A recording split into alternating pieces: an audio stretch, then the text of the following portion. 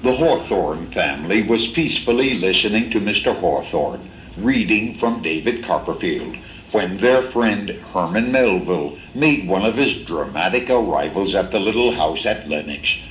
They were glad to see him, and Mr. Hawthorne went out into the kitchen to prepare a champagne foam for him, since the day was chilly and the ride from Pittsfield a cold one. "Not a thing I care for much," said Mr. Melville, "hearing people read aloud at me." Mrs. Hawthorne was quick in her defense.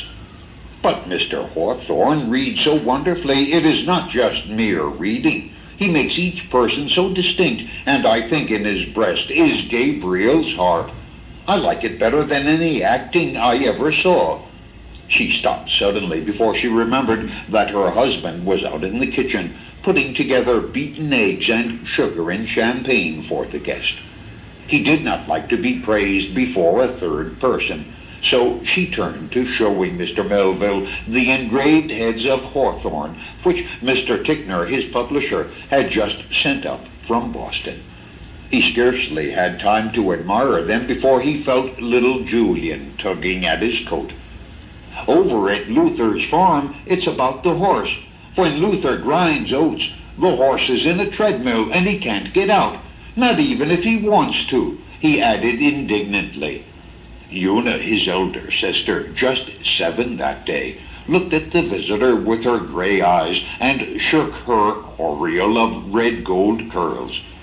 "Not even if he wants to," she said disapprovingly. Mr. Melville sympathized with the unfortunate animal and was given more detailed information until the host returned with his warming drink. Then Mr. Melville announced the reason for the visit. He wanted them all to come over and pay him a visit at Pittsfield for a few days. He had been working very hard at his new book, a sea tale about a white whale, and he needed a little respite from it. He thought that perhaps Hawthorne, too, would do well to get away from his pen for a little while. It was finally decided that Una and her father were to go, leaving 5-year-old Julian at home to take care of his mother, so said his father.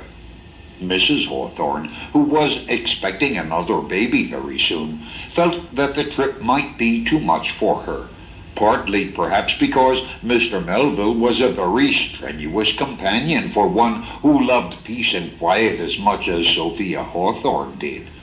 In her diary of the next day, while the travelers were still away, she wrote, "Now that he has gone away, I have put his picture up before me so that I can see it every time I lift my eyes. Was ever one so loved?" She looked up from her writing to see Julian examining the engravings which were intended by Mr. Ticknor for Twice Told Tales. The